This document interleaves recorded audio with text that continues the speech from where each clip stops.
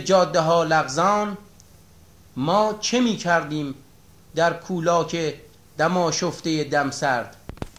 آنک آنک کلبه‌ای روشن روی تپه روبروی من، در گشودندم مهربانی ها نمودندم. زود دانستم که دور از داستان خشم برف و سوز، در کنار شعله آتش قصه میگوید برای بچه های خود عمو نوروز. گفته بودم زندگی زیباست، گفته و ناگفته ای بس نکته ها که اینجاست. آسمان باز، آفتاب زر، باغهای گل، دشتهای بیدر و پیکر، سر برون آوردن گل از درون برف، تاب نرم رقص ماهی در بلور آب، بوی خاک عطر باران خورده در کهسار، خواب گندمزارها در چشمه مهتاب، آمدن رفتن دویدن عشق ورزیدن، در غم انسان نشستن، پا به پای شادمانی های مردم پای کوبیدن، کار کردن کار کردن آرمیدن، چشمانداز بیابان های خشک و تشنه را دیدن، جرعه هایی از سبوی تازه آب پاک نوشیدن، گوسفندان را سحرگاهان به سوی کوه راندن، هم نفس با بلبلان کوهی آواره خواندن، در تله افتاده آهو بچگان را شیر دادن، نیم روز خستگی را در پناه دره ماندن، گاه گاهی زیر سقف این سفالین بام های مه گرفته، قصه های در همه غم را ز نمنم های باران ها شنیدن، بی تکان گهوار رنگین کمان را در کنار بام دیدن، یا شب برفی پیش آتش ها نشستن، دل به رویاهای دامنگیر و گرم شعله بستن.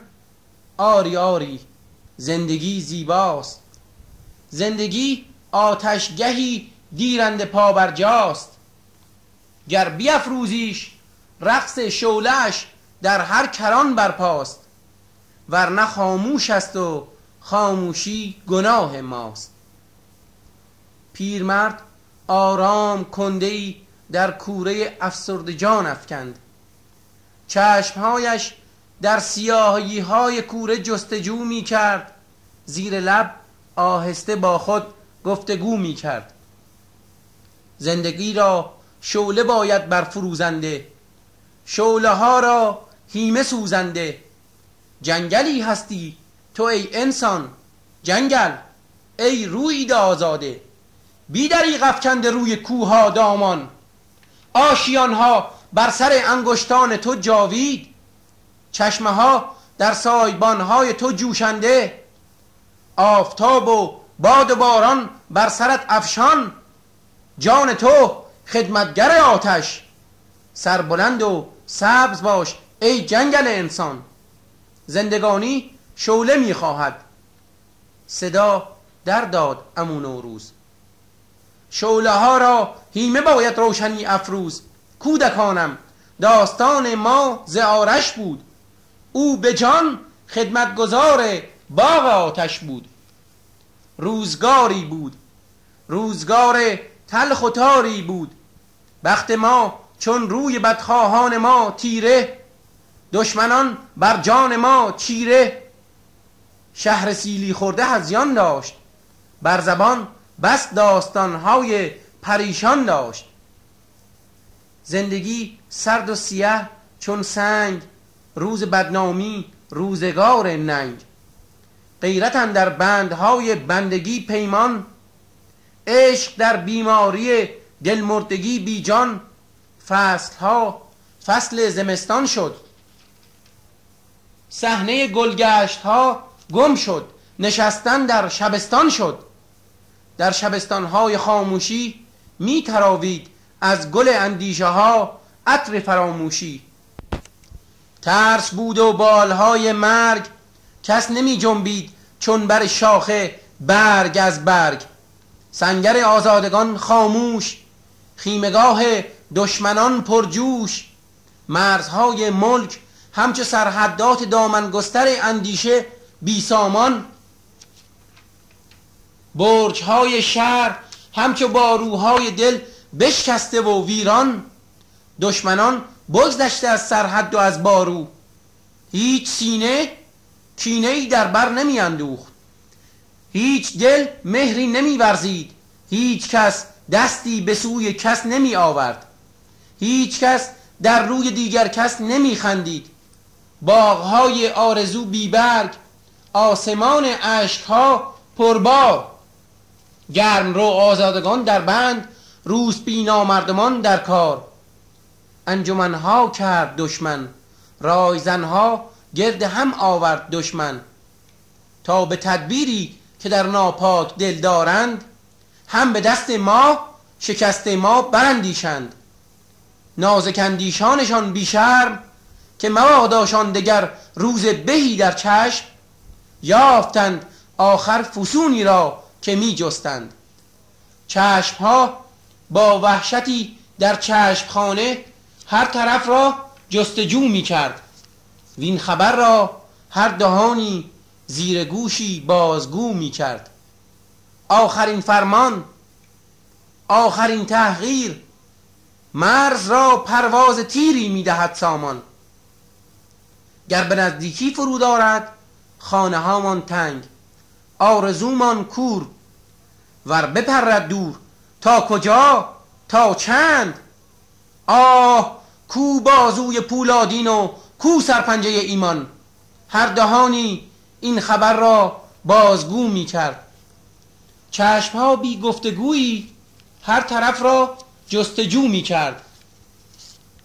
پیرمرد اندوهگین دستی به دیگر دست می سایید، از میان دره‌های دور گرگی خسته می نالید، برف روی برف می بارید، باد بالش را به پشت شیشه می مالید. صبح می آمد، پیرمرد آرام کرد آغاز، پیش روی لشکر دشمن سپاه دوست، دشت نه دریایی از سرباز، آسمان الماس اخترهای خود را داده بود از دست، بی نفس می شد سیاهی در دهان صبح، باد پر می ریخت روی دشت باز دامن البرز، لشکر ایرانیان در اضطرابی سخت در دالود، دو دو سه سه به پش پش گرد یک دیگر، کودکان بر بام، دختران بنشسته بر روزن، مادران غمگین کنار در، کم کمک در اوج آمد پچ پچ خفته، خلق چون بحری برآشفته به جوش آمد، خروشان شد به موج افتاد، برش بگرفت و مردی چون صدف از سینه بیرون داد. منم آرش، چنین آغاز کرد آن مرد با دشمن، منم آرش سپاهی مرد آزاده، به تنها تیر ترکش آزمون تلختان را اینک آماده، مجویدم نسب فرزند رنج و کار، گریزان چون شهاب از شب، چو صبح آماده دیدار، مبارک باد آن جامه که اندر رزم پوشندش، گوارا باد آن باده که اندر فتح نوشندش، شما را باده و جامه گوارا و مبارک باد، دلم را در میان دست میگیرم و می افشارمش در چنگ، دل این جام پر از کین و پر از خون را، دل این بیتاب خشم آهنگ که تا نوشم به نام فتتان در بزم، که تا کوبم به جام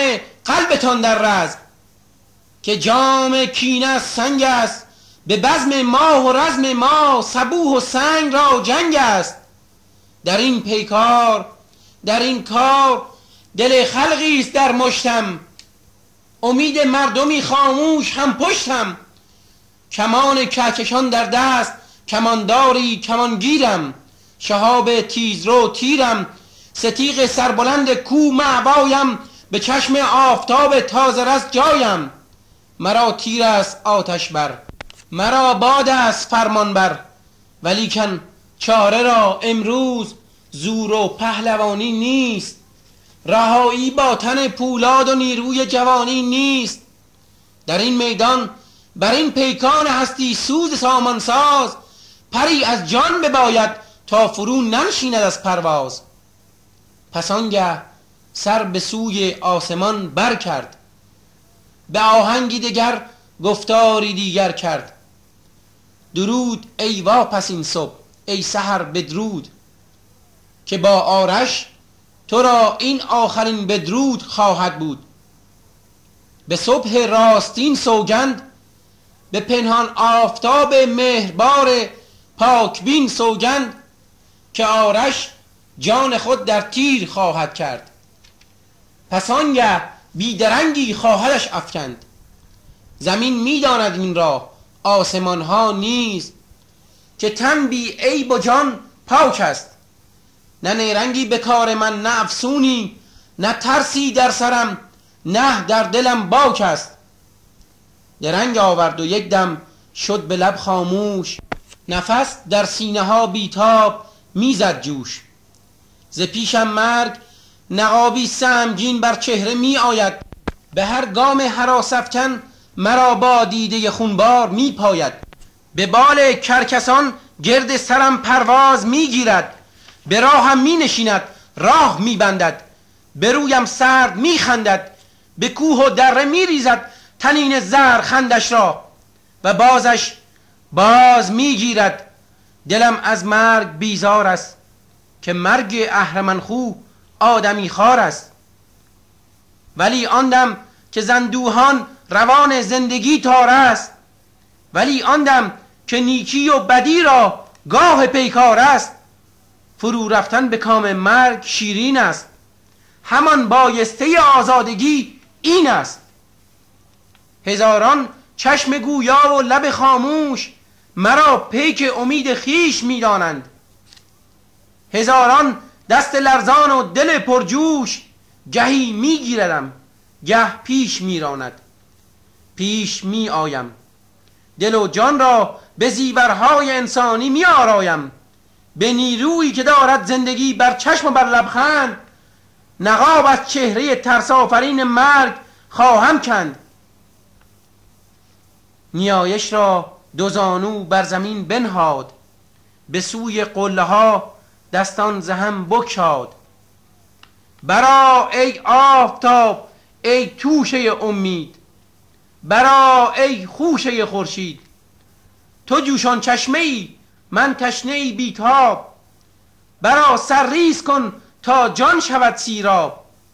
چو پا در کام مرگی تند خو دارم، چو در دل جنگ با اهریمنی پرخاشجو دارم، به موج روشنایی شستشو خواهم. ز گلبرگ تو ای زرین گل من رنگ و بو خواهم، شما ای قله های سرکش خاموش، که پیشانی به تندرهای سهمانگیز میسایید، که بر ایوان شب دارید چشمانداز رویایی، که سیمین پایه های روز زرین را به روی شانه میکوبید، که ابر آتشین را در پناه خیش میگیرید. غرور و سربلندی هم شما را باد، امیدم را برافرازید چو پرچمها که از باد سحرگاهان به سر دارید. غرورم را نگه دارید به سان آن پلنگانی که در کوه و کمر دارید. زمین خاموش بود و آسمان خاموش، تو گویی این جهان را بود با گفتار آرش گوش. به یال کوها لغزید کم کم پنجه خورشید، هزاران نیزه زرین به چشم آسمان پاشید.